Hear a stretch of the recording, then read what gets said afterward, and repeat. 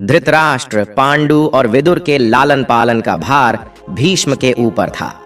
तीनों पुत्र बड़े होने पर विद्या अध्ययन के लिए भेजे गए। धृतराष्ट्र बल विद्या में, पांडु धनुर्विद्या में तथा विदुर धर्म और नीति में निपुण हुए। युवा होने पर धृतराष्ट्र अंधे होने के कारण राज्य के उत्तराधिकारी न बन सके। विदुर दासी पुत्र थे, इसलिए पांडु को ही हस्तिनापुर का राजा घोषित किया गया। भीष्म ने धृतराष्ट्र का विवाह गांधार की राजकुमारी गांधारी से कर दिया। गांधारी को जब ज्ञात हुआ कि उसका पति अंधा है, तो उसने स्वयं अपनी आंखों पर पट्टी बांध ली। उन्हीं दिनों यदुवंशी राजा शूरसेन की पोषित कन्या कुंती जब सयानी हुई, तो पिता ने उसे घर आए महात्माओं के सेवा में लगा दिया। पिता के अतिथि गृह में जितने भी साधु महात्मा, ऋषि मुनि आदि आते, कुंती उनकी सेवा मन लगाकर किया करती थी। एक बार दुर्वासा ऋषि आए। कुंती ने उनकी भी मन लगाकर सेवा की।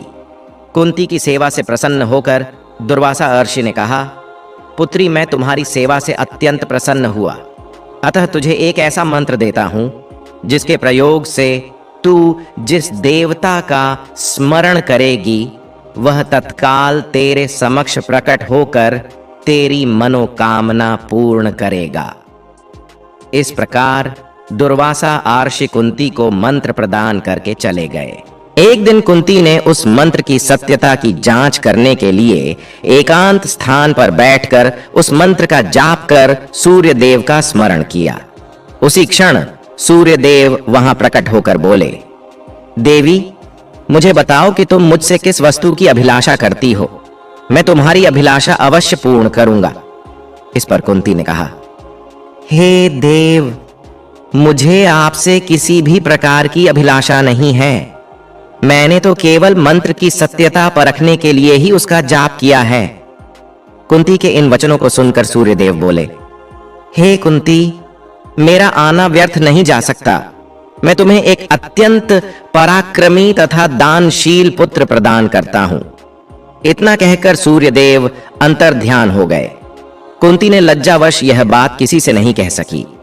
समय आने पर उसके गर्भ से कवच कुंडल धारण किए एक पुत्र उत्पन्न हुआ। कुंती ने उसे एक मंजूषा में रखकर रात्रि बेला में गंगा में बहा दिया।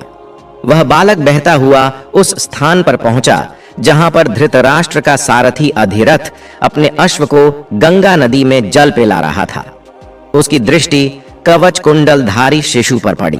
अधिरथ निसंतान था, इसलिए उसने बालक को अपने छाती से लगा लिया और घर ले जाकर उसे अपने पुत्र के जैसा पालने लगा। उस बालक के कान अति सुंदर थे, इसलिए उसका नाम कर्ण रखा गया। कर्ण गंगा जी में बहता हुआ जा रहा था कि महाराज धृतराष्ट्र के सारथी अधिरथ और उनकी पत्नी राधा ने उसे देखा और उसे गोद ले लिया और उसका लालन पालन करने लगे। कुमार अवस्था से ही कर्ण की रुचि अपने पिता अधिरथ के समान रथ चलाने की बजाय युद्ध कला में अधिक थी। कर्ण और उसके पिता अधिरथ आचार्य द्रोण से मिले, जो कि उस समय युद्ध कला के सर्वश्रेष्ठ आचार्यों में से एक थे। द्रोणाचार्य उस समय कुरु राजकुमारों को शिक्षा दिया करते थे। उन्होंने कर्ण को शिक्षा देने से मना कर दिया, क्योंकि कर्ण एक सारथी पुत्र था और द्रोण केवल क्षत्रियों को ही शिक्षा दिया करते थे। द्रोणाचार्य की असम्मति के उपरांत कर्ण ने परशुराम से संपर्क किया, जो कि केवल ब्राह्मणों को ही शिक्षा दिया करते थे। कर्ण ने स्वयं को ब्राह्मण बताकर परशुराम से शिक्षा का आग्रह किया। परशुराम ने कर्ण का आग्रह स्वीकार किया और कर्ण को अपने समान ही युद्ध कला और धनुर्विद्या में निष्णात किया। कर्ण को उसके गुरु परशुराम और पृथ्वी माता से श्राप मिला था। कर्ण की शिक्षा अपने अंतिम चरण पर थी। एक दोपहर की बात है, गुरु परशुराम कर्ण की जंघा पर सिर रखकर विश्राम कर रहे थे। कुछ देर बाद कहीं से एक बिच्छू आया और उसकी दूसरी जंघा पर काटकर घाव बनाने लगा। गुरु का विश्राम भंग ना हो, इसलिए कर्ण बिच्छू को दूर न हटाकर उसके डंक को सहता रहा।